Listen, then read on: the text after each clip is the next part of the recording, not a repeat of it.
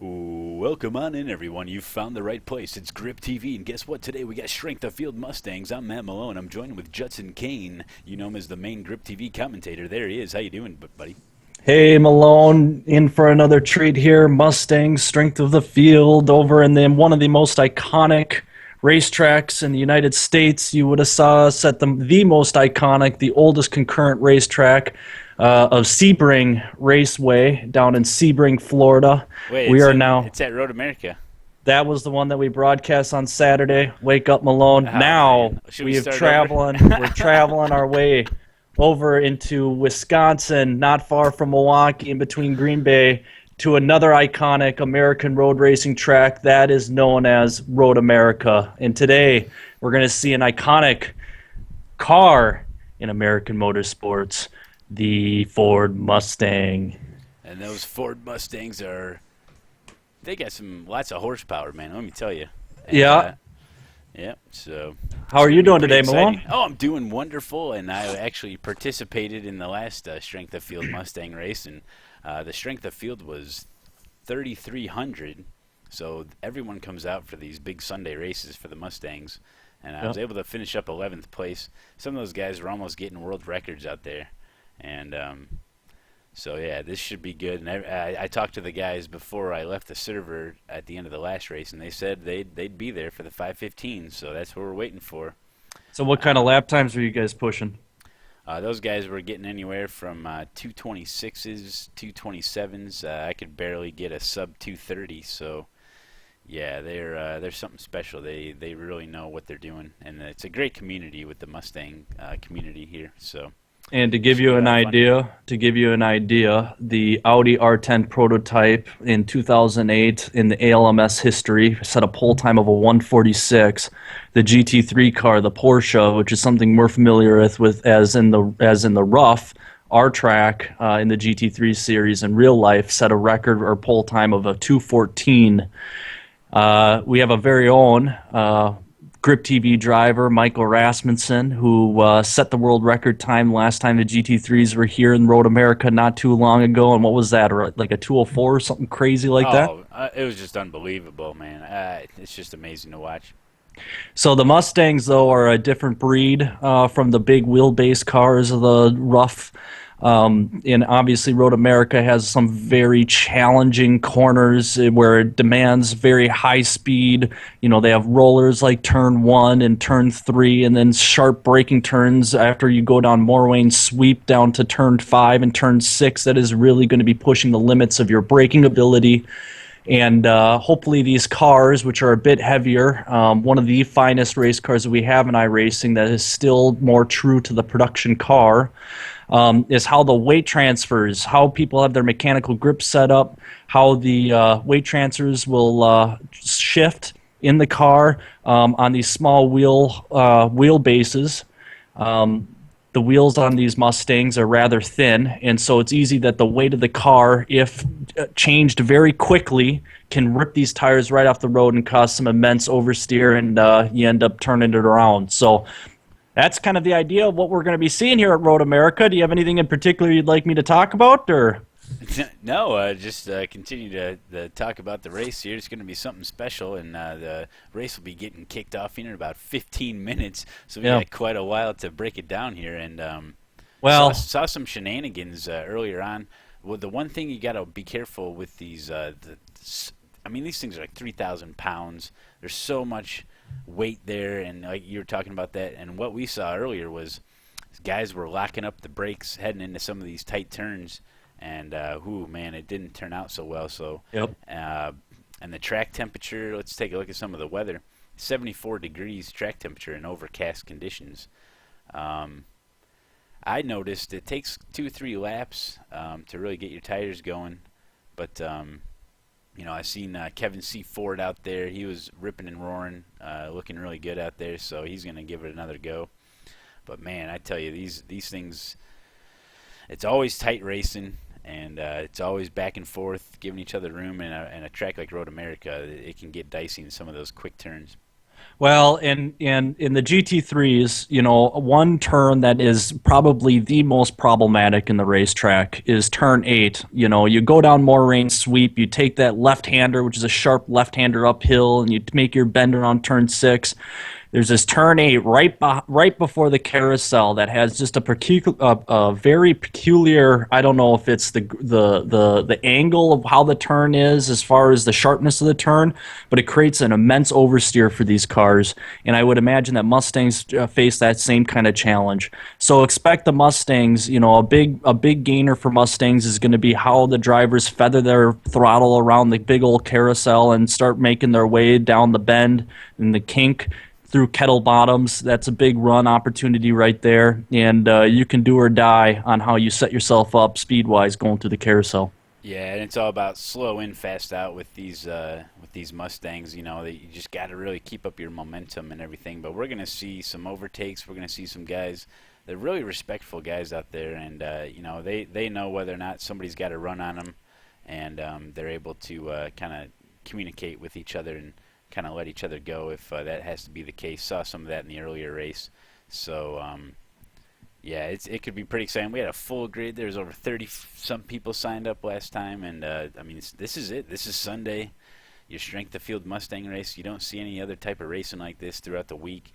I mean it's something. Usually a lot of people just kind of they see the Mustang Cup and they're like, that's rookie level and all that. But no, these guys, this is what they do, and a lot of these guys actually race this in real life, so they know exactly what they're doing, and they've been able to put up some actual world records here this season with the new tire model.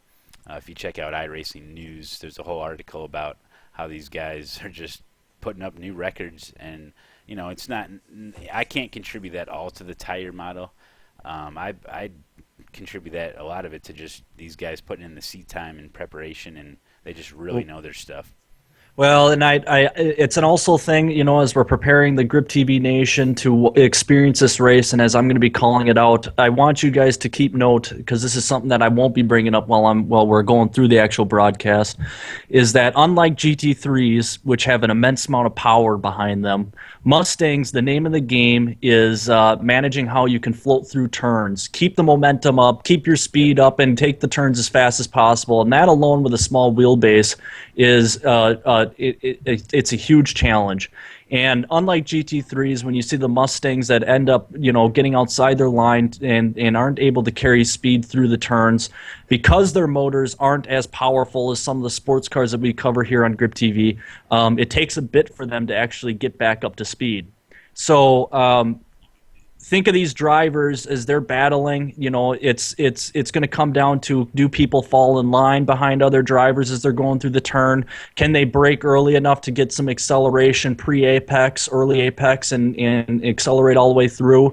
Or do they run and roll through the turns with as much speed as possible, because it's less for the motor to try to catch up as they're going down the straight?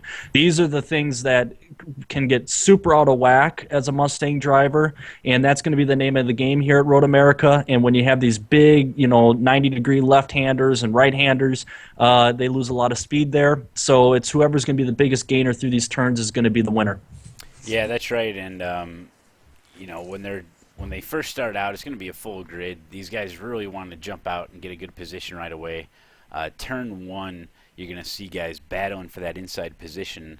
Saw it a little bit on the last race, but you're going to see them go really slow in and just get on the throttle as soon as they can, get as much bumper as they can, and just try to get the car up to speed along that long straightaway. And you're going to see some guys locking it up into turn 3 and stuff. It's just these guys, man, they just go at it. I mean, they go side by side. They can handle their stuff, and it's just a really amazing thing to watch. But one of the things that the carousel, I think, is going to be one of the biggest factors if guys are able to maintain their speed through there, depending on what kind of line they take. Some guys just hug the inside and just kind of coast around it. Other guys, tap the brake a little bit. So I'm wondering to see how these guys are able to take that. We saw a couple guys go real wide off into the grass, and judging your speed through that carousel is really tough. So I'd say that's one of the toughest parts of the track. The last culprit, the thing that gets almost everybody here at Road America is turn 14, the last turn before we get down Road America straight, which is the start finish line. That number 14 is the most elusive. It's the turn that people think that they can take fast, but for some reason they just get a huge grip of understeer and off they go off the end of the track. 14 is something to look at because there's a lot of mistakes that happen there, and the reason is because the track actually starts to narrow, and as you're going around that world that turn of 14, it actually starts to get more sharp as you go through it. So you roll with an anticipation of a certain apex that you're going to be hitting, and then you realize the dynamic of the turn has changed, and that one gets everybody. It doesn't matter what series you're in, how much downforce you have, if you have your mechanical grip set up. Turn 14 onto that straight is the big loser. It's a jerk of a turn, and it can totally mess up your next lap as well as the one that you're on right now, just because people just misjudge the visual line that you take through 14. I'm sure Michael Rasmussen can agree with me there, and Matt, I'm sure you can too. Yeah, I had my little episode over there on turn 14 during GT3. I ended up going full retard on the last lap, but hopefully Sure. we probably won't see that going on here. These guys are pretty dang good, and it is a tough turn because you do want to get on the throttle as quick as you can, and you're coming out, you swing it out wide to that left side, and if you catch a little bit of bumper there, the back end can go around on you, and then you end up having to recover, and then you get past 3 times. It's just no good, so yeah, Well, that's something to watch. there isn't anything better than being in the state of Wisconsin, what I would call the America's state, with the Milwaukee Brewers, who are now on a 9 winning streak, first time since 1978. I'm sure there's some angry people out there who are baseball fans, like Eric, who loves Boston. We swept them. We swept the Phillies. We're sweeping the Pittsburgh Pirates. All we do is win, so there's going to be a lot of happy Wisconsians out there today to cheer on these Mustangs. I can't wait to get started. Yeah, I know. And all these guys, Kevin C. Ford and all those other guys, Woodward and Anthony Woodward. Oh man, he's representing. But yeah, they're getting ready. They're getting their Mustangs fueled up. They're getting their timing right. They're getting their crankshaft cranking and their all that good stuff. They got their race fuel in. Probably changing out a couple spark plugs. Just make sure that they get it going there. But yep, they're getting ready to get on out there to Road America. It's in beautiful Elkhart Lake, Wisconsin. And, man, it's just amazing. We met up here. Did you take a private jet? Because I had to take my tricycle. Yeah. I got the Grip TV citation over at Minneapolis Airport, so I was able to fly out pretty quick. It was pretty nice. Was getting some crank time on the new sailboat racing team that I joined up for this season, and getting ready to rock and roll here. Who? Since I'm not as privy as the drivers at the Mustang, who are the guys? Who are going to be the guys that we need to watch for? Who are the big winners that we're going to be seeing here in this strength of field race? Yep. Like I always like to mention, Kevin C. Ford is going to be there. Also, we're going to have, if I can get it going here. Well, we're going to see the likes of Kimo Sumian, Stephen McGarvey, Kevin C. Ford, Kester Bard, Chris Dameron, Jared Jewell's always in there too. Jared Jewell, someone that is really quick. Alexander Crete, Patrick Renaud is a big name in the Mustangs, and Mario Vlasic, Darren Jump, Liam Hackworth is someone to be careful of. These guys are quick. Kimo Sumian, just to give you guys an idea, he did win the last one. Not sure if all these guys are going to be showing up for this next one, but history tells us that they do like to run a couple of these in a row. He has an I rating of over 7,000. Wow. And he was actually a pro at one time, and that was a couple years back, and he throws it down. He doesn't let up. He set sail and went and got it. But Stephen McGarvey did have a better lap time. These guys are pushing. He got a 2:26.6, Stephen McGarvey, in that last race. Wow. And yeah, but you're definitely going to see some of these guys out there, the big hitters of the Mustang field. and it's just great to see them because they all like get together on the forums, and it's a great community these guys are involved with, and they set these times of races up, so it should be a lot of fun, and we're going to be getting going here pretty Yeah. soon. And an interesting question from the nation. Sidexa asked, "What is a fixed series?" And that has some relevancy actually when it comes to the Mustang, because unlike a lot of these other open series, the Mustang has a community that develops a pretty significant baseline setup for the Mustang. It's better than what is with iRacing. Yep. What you're going to see in this Mustang community is that they embrace this baseline that they've been creating and revisioning.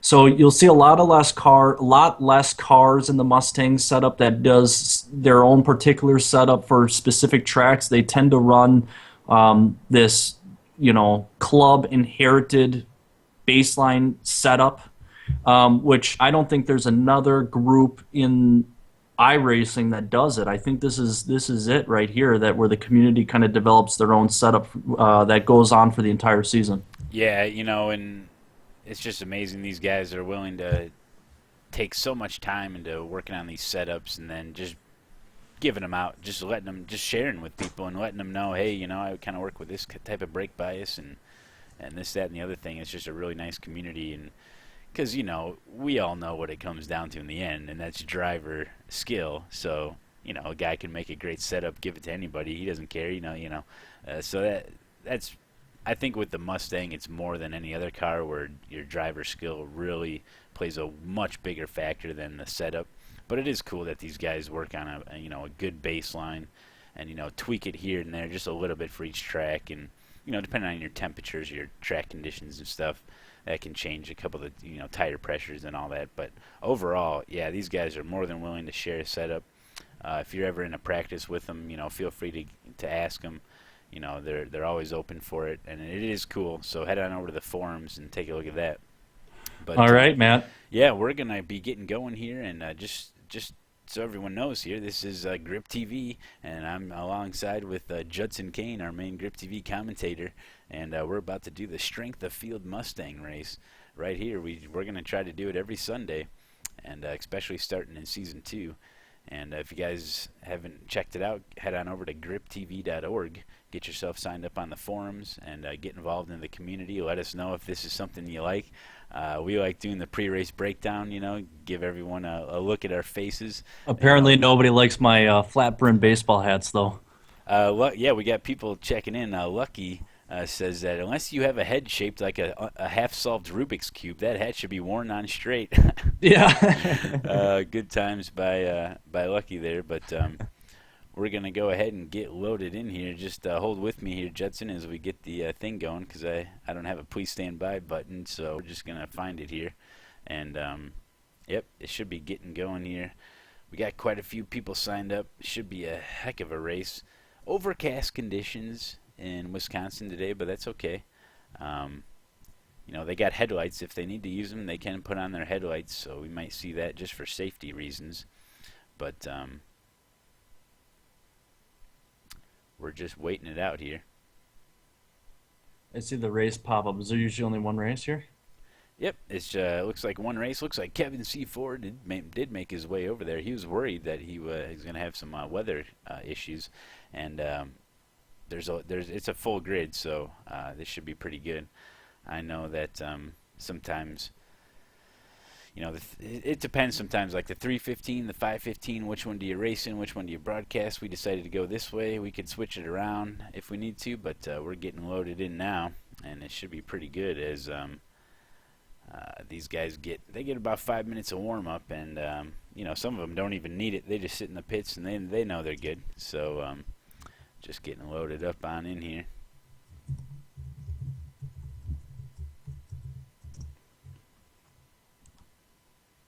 But yeah, it should be a good time. We like putting this stuff on for you, and just trying to open everything up here. So Judson, I see that you getting some cold weather up where you're at. You feeling warm? You a little chilly up there?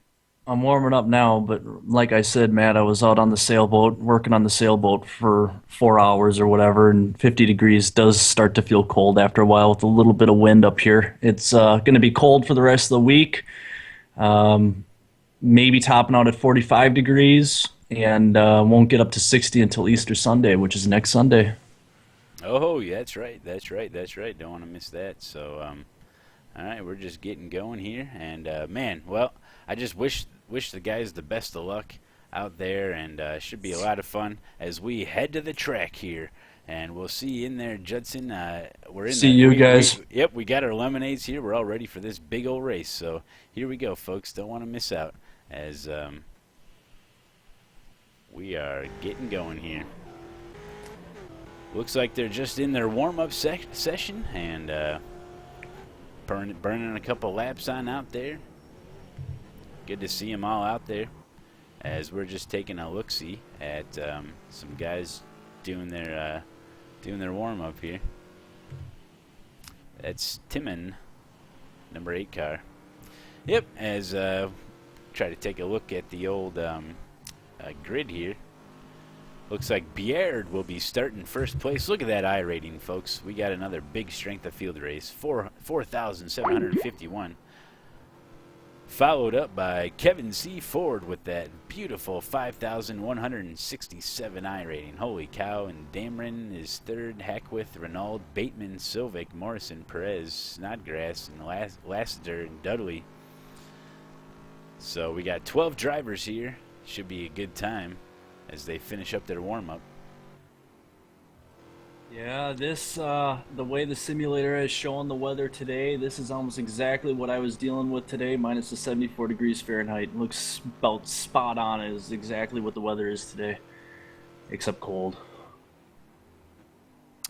Yep, that's right. And we're going to take a look at some track conditions right now as track length is 3.9 miles. It's overcast, like you said. Air temperature 74 degrees and 79 degree track temperature with a humidity of 51%.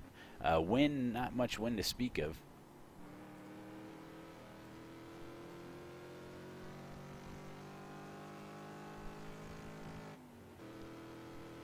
As they finish up their warm-up here, they're going to be getting gridded up. Let's just go through some of the field here. We got Kester Brard, and he's getting his warm-up laps in, and very familiar face out there, Kevin C. Ford. He's going to see what he can do after a very strong showing the last one. Chris Dameron, Liam Hackworth, Patrick Renault, and Sovic, William Morrison, Javier Perez, Mark Snodgrass, and Lonnie Lassiter, and Dave Dudley out there.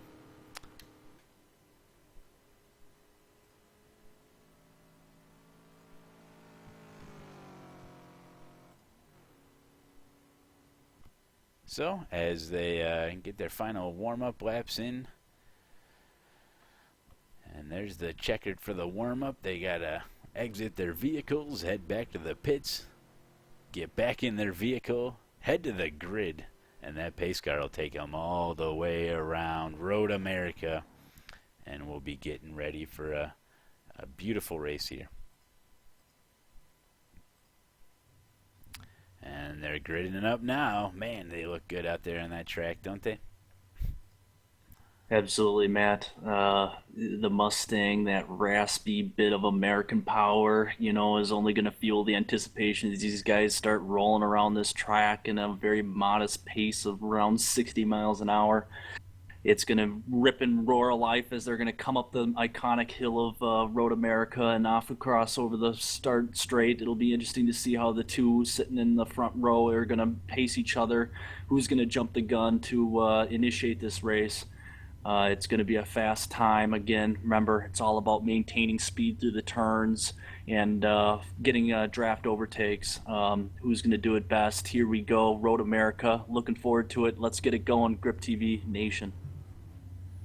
Yeah, that's right. And they're going to get that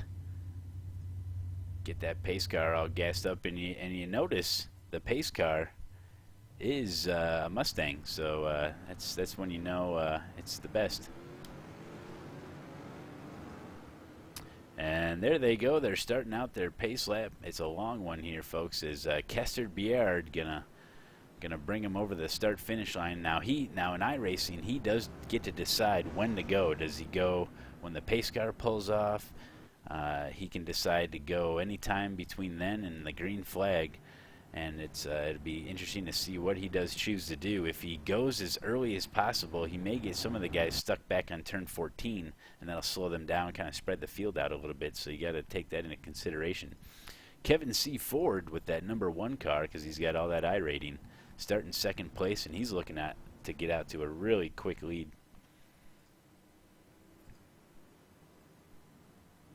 Yeah, as these cars start to go around, Grip TV Nation, this is going to start to look a lot like that of the World Touring Cup Championship.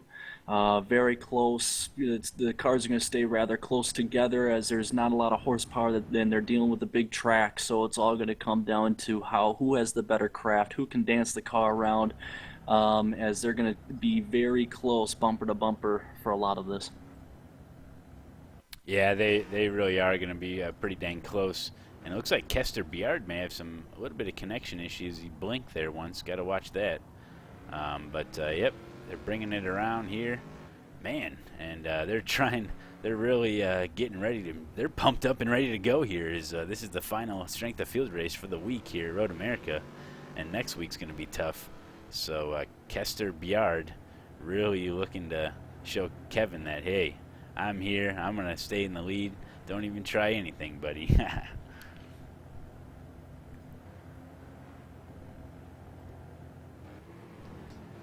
Yeah, what an iconic track. Just a beautiful track. Man, it's a lot of history. Matt, the turn that they just went around right now is turn 8. That's a very problematic turn that causes a crap ton of oversteer. It's a very peculiar turn before they head into the carousel, and this is the carousel that we're seeing right now. Yeah, this is the carousel, and man, hopefully they get single-filed by the time they get here, because going too wide through the carousel doesn't really work. Somebody's going to lose, and so that'll be something to watch out for. We're going to be coming around the bend. We're seeing the kink on the outside, not used today. Now on their way down to through Kettle Bottoms, on their way to Canada Corner. Why they would have anything called Canada here, I have no clue, but it is. That's right, it is what it is, and it is because it is. And here we go. Just taking a look at our leader. Look at that paint job, folks. You can't miss them out there. Even with these overcast conditions, bright yellow. Looking good. Now this turn right here they're coming up to, very important turn. That's the one where you really want to be on the throttle as early as you can. It's kind of a weird turn, so you look to see a lot of guys go wide. Canada Corner through Thunder Valley right now, down their way to Bill Mitchell Bend. And here comes the nasty, the biting monster of turn 14 and onto the straight, the one that always gets everybody messed up because they carry way too much speed through. Yeah, that's right, and that pace car is going to be pulling off. Take it away, Judson. Here we go. And here they go, just waiting patiently as the leader decides to run up this hill. When is he going to go? All the Mustang drivers are falling in line, getting tight, and off they go. Green flag racing, the number 2 car off to an early start in this rolling start. Some guys not with some great starts. A little bit delayed. You can see how much it takes for these cars to throttle up as they're barreling their way down over to turn 1. Turn 1 is a high-speed, 4th gear, brake hard turn as they're trying to balance the speed as they're on their way through. Everything's falling in line, folks. It looks pretty clean. Leader getting pressured a lot by that of the number 3 car as they're finishing turn 3 and down Moraine's sweep. And Kevin C. Ford with a great start there gets out front. What a beautiful move. Kester Biard now second place trying to hold off Hackwith. Holy cow.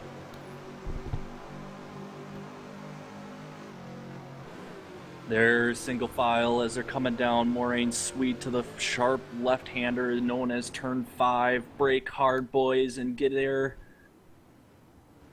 Get through. Double wide doesn't work too hot. Couple jockeying for position as they broke early. Accelerating through turn 6 on their way to Hurry Downs. The cars have to work very hard to get into a position of overtake. You have to take things or put a lot of effort into getting into a bumper situation where you can take the overtake. Patience is going to be critical, like we've seen in a lot of races this week, as we saw that of the number 4 car dip onto the inside, brake late, or the number 8 car to overtake Lauren Batman.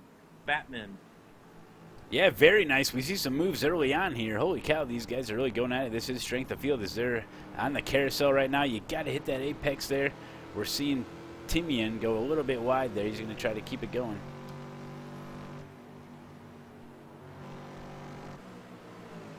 Lauren Bateman, the number 5 car, is experiencing a lot of pressure of different drivers trying different angles as they're finding their way through Kettle Bottoms to Canada Corner.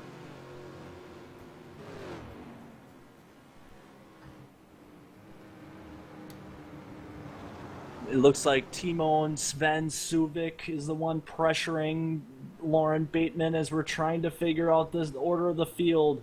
A lot of gainers already so far as these cars, again, are just trying to keep the momentum up through this racetrack, not relying on powering up after the turns. A lot of them running through 14 up that iconic hill. We see a bit of oversteer from a car that got off, carrying too much speed through.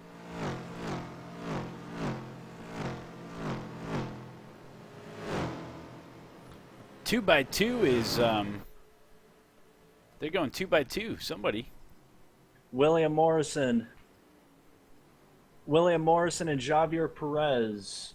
Javier Perez gets the best of it as they're going into turn 1 from the outside line, taking a full, more established line through turn 1. He was able to gain speed, and within that, just that difference, because he couldn't overtake the Javier Perez, he was able to gain some time away. Yeah, and these guys up front, Kevin C. Ford, Kester Biard, and Liam Hackworth, are all within about a second of each other. All single file here. Kester Biard still having some connection issues. Hopefully they get it straightened out, as we don't want any blinkers out there that can cause some wrecks. As Kevin C. Ford is leading them through here.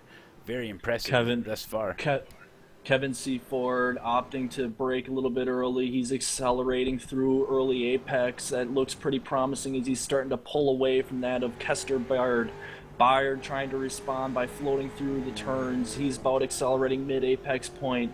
As you can see, those two are starting to run away of that Liam Hackworth and Chris Darman Jr.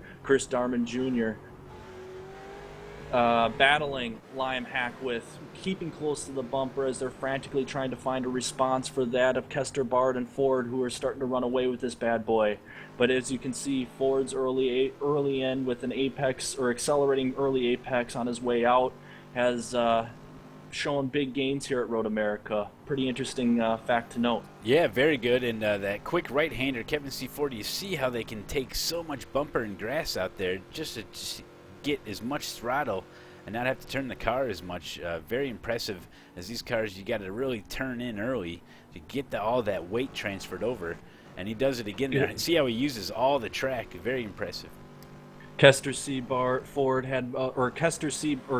Baird had a better run down Kettle Bottoms than Kevin C. Ford did. He was able to brake late into Canada Corner. However, he sacrificed a lot of speed exiting Canada Corner. Now they're up the front stretch, up that iconic hill.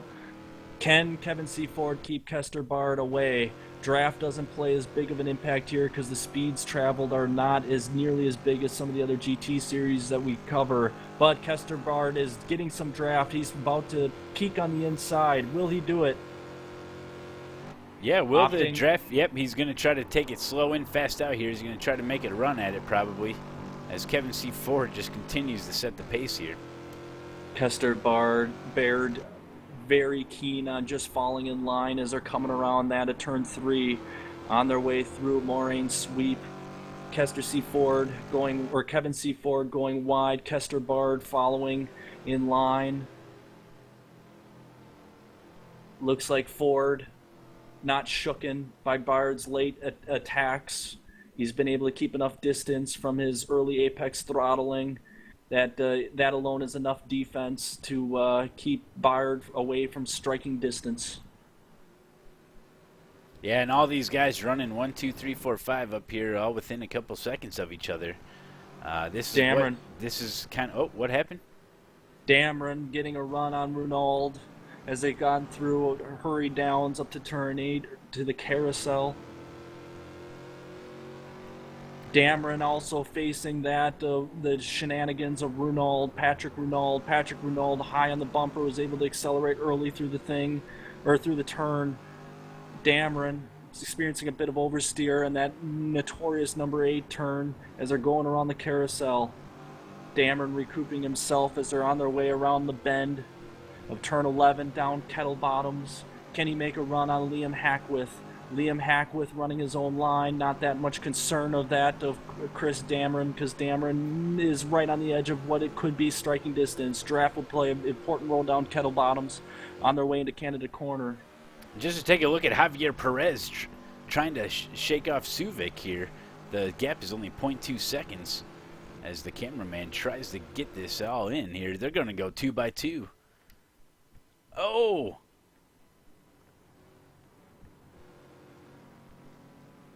Can Suvic respond to Perez? Suvic right on the bumper of Perez as Perez is leading them through Thunder Valley, Mitchell Bend, and around turn 14.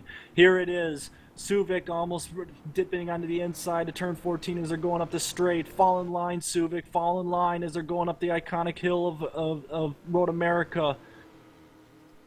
Perez leading the charge over the stop straight, or the start-finish line on their way to turn 1. Yeah, and we're looking from the back of Javier's car right now. Looks like Suvic is backing off just a little bit here. Doesn't want to make a run at it quite yet. Going to try to set something up for the next straight, maybe. Suvic laying off the throttle, using the draft to keep the car close, making his inputs a little bit more predictable as they're on their way around turn 3. Here's the big overtake opportunity at Moraine Sweep.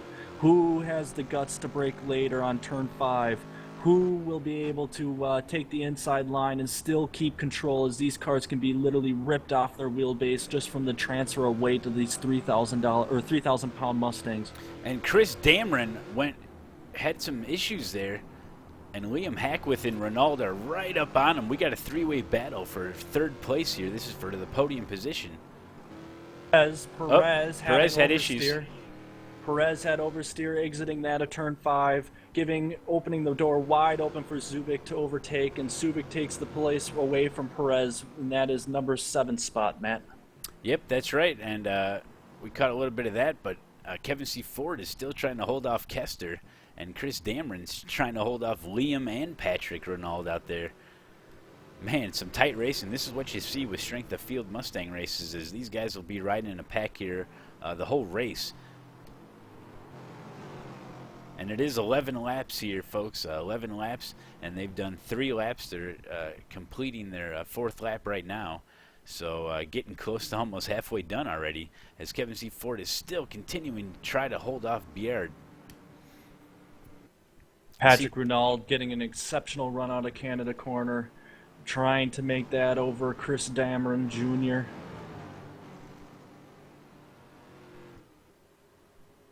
Chris Dameron Jr. using all of his car as a defensive mechanism as they're going around turn 14 and onto the straight, getting good throttle, just touching the hint of grass or now sand, is that the dirt, as where cars have rubbed the grass, there's no way grass is going to grow there at the end of that turn 14. Everybody touches it there. Yeah, that's right, as Kester Biard is looking to make a move on Kevin C. Ford. Nope, he backs off just a little bit. Let's see if he's... See, that's your strategy here. You want to go slow in, fast out. You don't want to necessarily go too wide, because then Dameron, Hackworth, and Ronaldo will be right up on you. You know, these leaders are playing it smart. They know there's quite a bit of time left, and I think Kester Biard just doing a little bit of homework on Kevin C. Ford and just maybe hanging back and see if he waits until he makes a mistake or something. Patrick Ronald eyeing up Liam Hackworth getting ready to go around turn 3. Hackworth and Ronald dipping onto the inside, braking late, using the momentum of the car over Liam Hackworth, turning around turn 5, but he's seen immense understeer. He broke way too late. It's in the grass. Wrong move there, as he carried way too much speed. Holy cow, Patrick Ronald collects himself there, and he's going to try to make another run at it. Holy cow, scary moment. Yeah, this would be an instance where patience is starting to weigh too much on the shoulders of Renault. Renault just wants to get around Hackworth. He knows he has the speed to do it, but now because of that mistake, it's going to be laps to catch up with Hackworth unless Hackworth has a serious issue through one of these turns, in which he hasn't shown many issues that's going to allow Renault just to gain that easily. So now all that work that he did just to put himself into an attack position has been lost.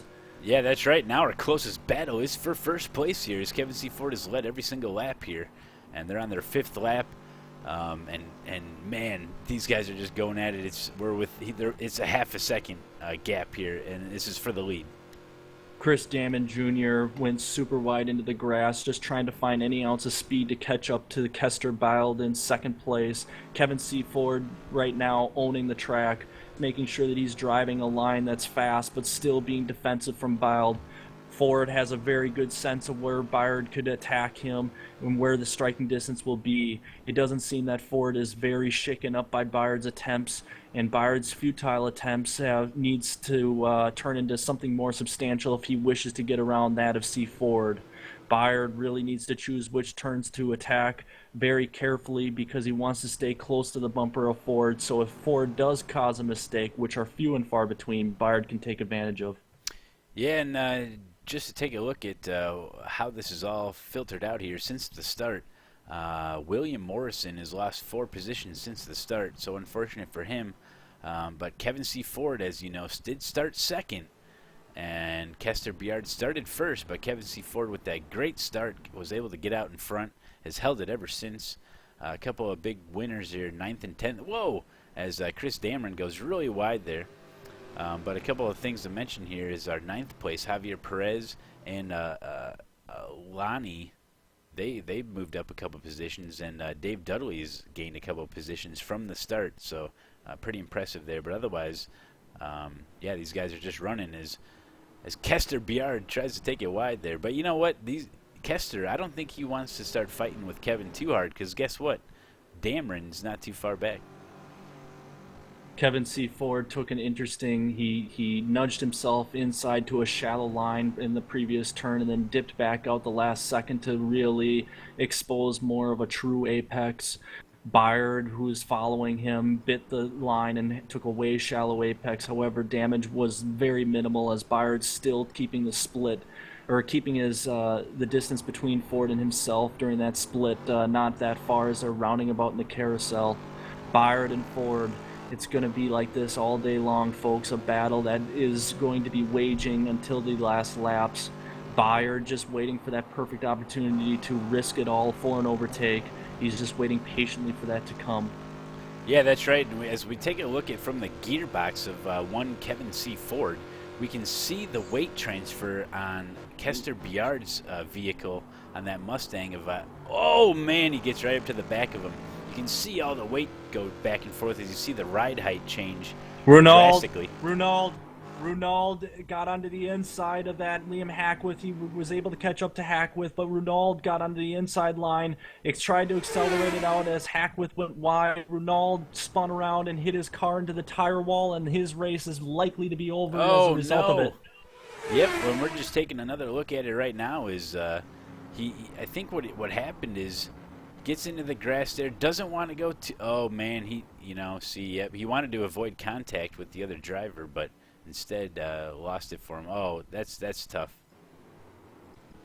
As we head back live to our leader, Kevin C. Ford, still trying to hold off Kester Biard, but Chris Dameron's not too far back. As, he's going to go into the pits there.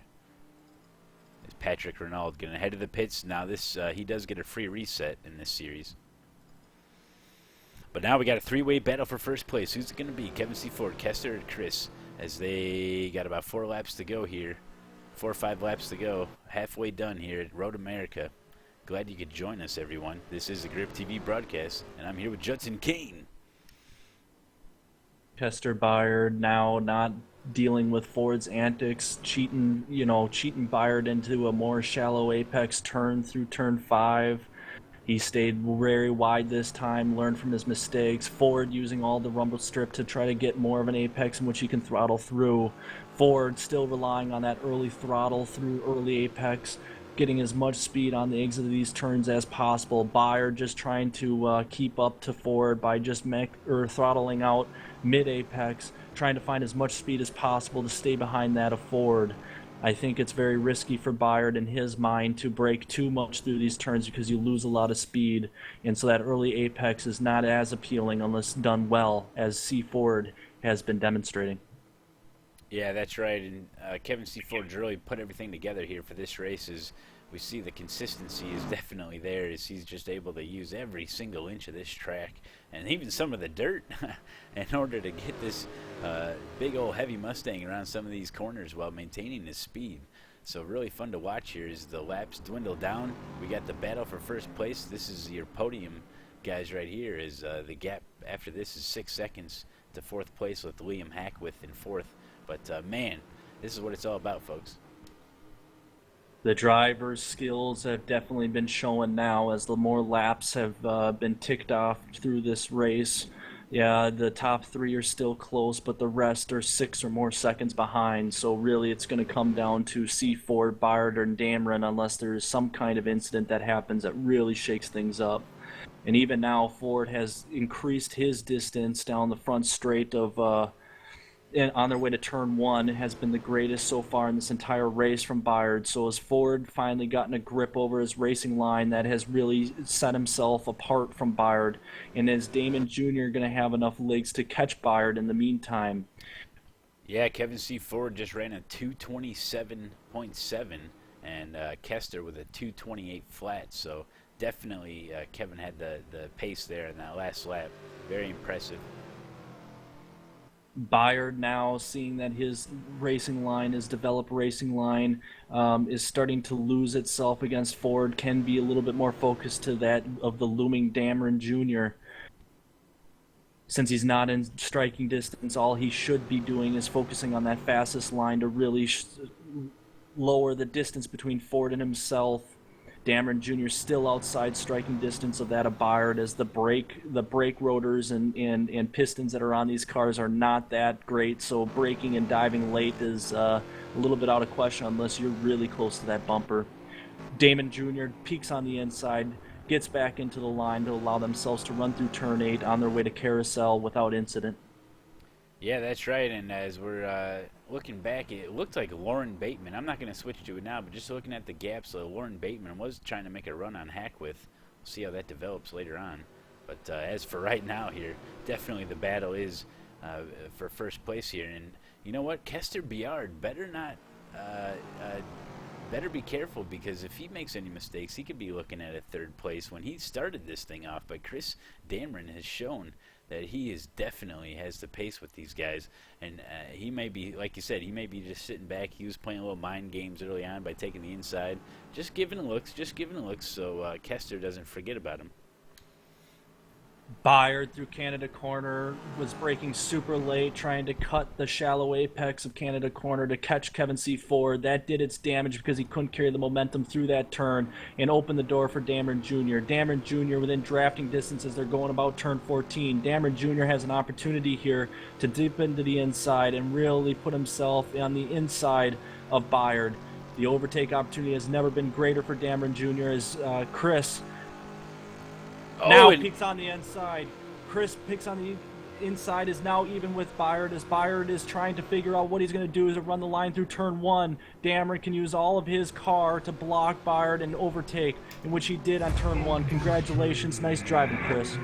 Yeah, beautiful move. I'm wondering why Kester Bayard didn't defend there, because you definitely want the inside line for turn 1, but amazing that he was able to stick it in the inside and make that pass.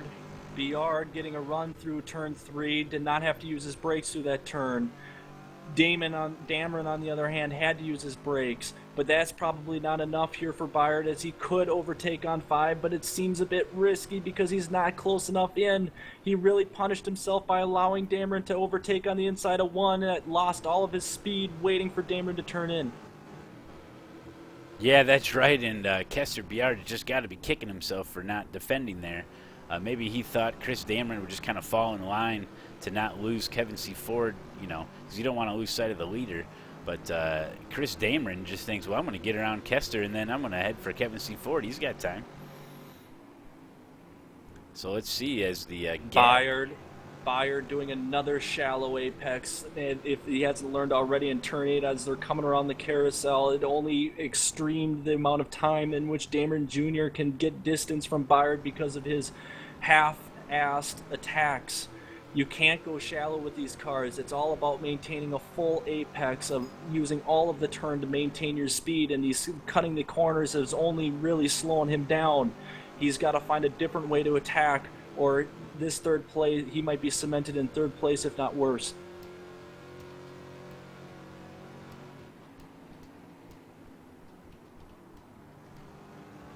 Dameron Jr. using almost all the turns as he's starting to get himself within striking distance of Kevin C. Ford. Yeah, and I think Chris Dameron's definitely got the pace here because he's going to be picking up some of that draft. See how he navigates this turn, because they got another long straightaway ahead. Taking a lot of grass there, trying to do as much as he can, trying to get up on Kevin C. Ford's bumper there. Can Chris Dameron come from behind and win this thing? You never know. Let's see when he started here.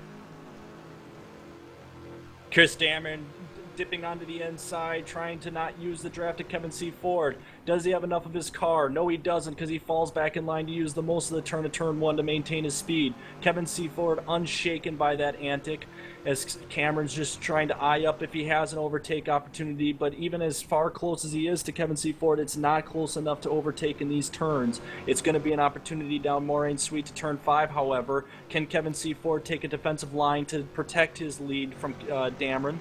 As Dameron's starting to use the draft, get onto the bumper, Kevin C. Ford.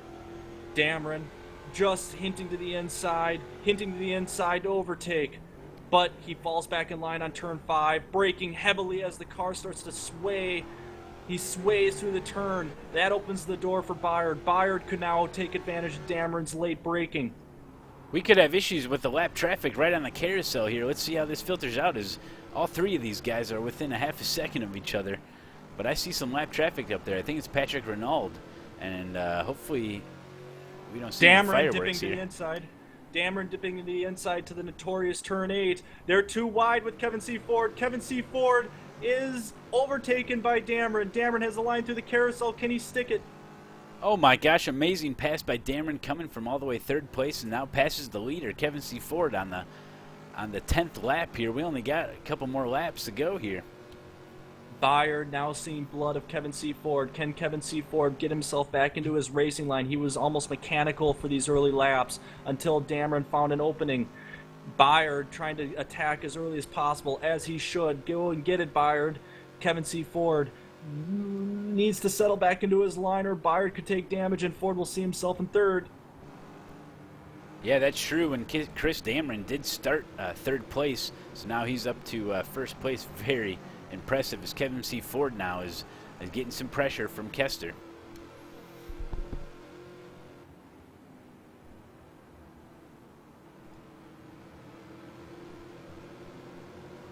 Wow, what amazing race thus far. We've seen the lead changes. We saw Kevin C. Ford. I thought he was going to run away with this thing, but then you saw Kester and Dameron really charging, and Dameron and they were even charging. And we got the white flag here. The white flag has flung here as Chris Dameron leads his first lap. What a lap to lead there, as they got one more lap to go. Can Kevin C. Ford reclaim first position? Will Chris Dameron retain after a beautiful overtake with 2 laps to go? But Kester, he started this thing. He's got the number 2 car. He wants to win it too. He doesn't want to settle for third, as he's looking to make a move maybe on Kevin now. Bayard running super wide as they're coming down the sway to turn 5. He had a run, but is that enough to overtake on C. Ford? Ford doesn't look that worried, as he's just sticking to his normal race line, nothing defensive. And this is where the lap traffic comes in, as Patrick Renaud tries to go really wide. Oh, and Kester Biard gets a little bit loose there. That could have been crazy, folks, but Patrick was able to get out of the way.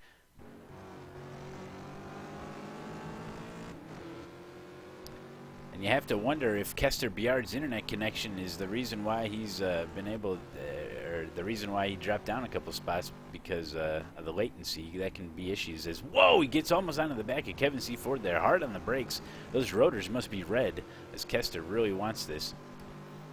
Isn't latency the excuse of us all, Matt? That or our graphics card? Yeah, or my wheels stopped working. And we all got a little bit of battle here between Liam Hackwith and Lauren Bateman.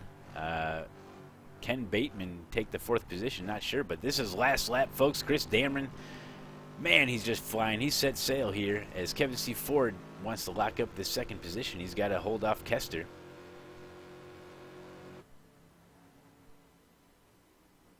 Byard taking very extreme sways, trying to find a way to get C Ford to make a mistake. It really is going to come down to turn 14. Who can take it better to get a run up to the start straight?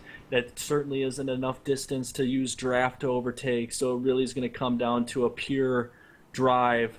Byard taking it rather shallow, probably throttling it a bit late compared to Ford. Ford can now just use his bumper to defensively block Byard if he is able to gain. Yep, and that looks like how it'll fall there with Chris Dameron Jr., number 4 car, gonna win this thing right here at Road America with Kevin C. Ford. Strong showing there. Kevin C. Ford in that number 1 car, gonna bring home 2nd place, and Kester Byard gonna round out your podium there, 3rd place. Very impressive driving as Liam Hackwith and Lauren Bateman, 4th and 5th, and Timmy and Sven Suvik, who did have his issues, finishing out right now in the 6th position. And Javier Perez going to be 7th place there. And Lonnie Lassiter going to be coming in 8th place if he doesn't have any more issues. And Dave Dudley and Mark Snodgrass. Hey, let's take a look at this here. They're still battling it out. You never know if Dave Dudley doesn't. They're still coming around here. They got almost a whole lap to go. Let's keep our eye on this. They must have had some issues early on, but man, what a great race all around as they're finishing it out here. We're just going to take a look at some of the standings.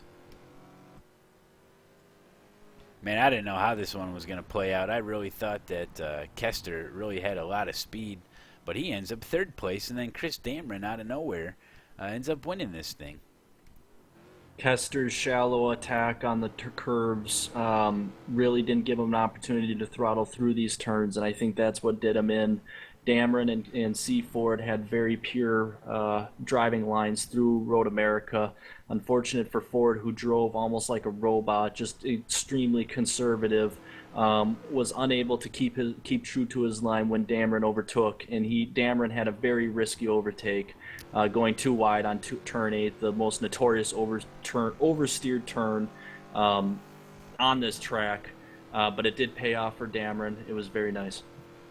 Yeah, that was amazing, and you know, with these with the cars, how big they are and how much weight they have, and going into some of these tight turns, for him to be able to make that too wide. They both gave each other room, and Kevin C. Ford's like, well, if you can do it, you can take it, and he did, and that was just amazing as Dave Dudley's trying to hold off Mark Snodgrass.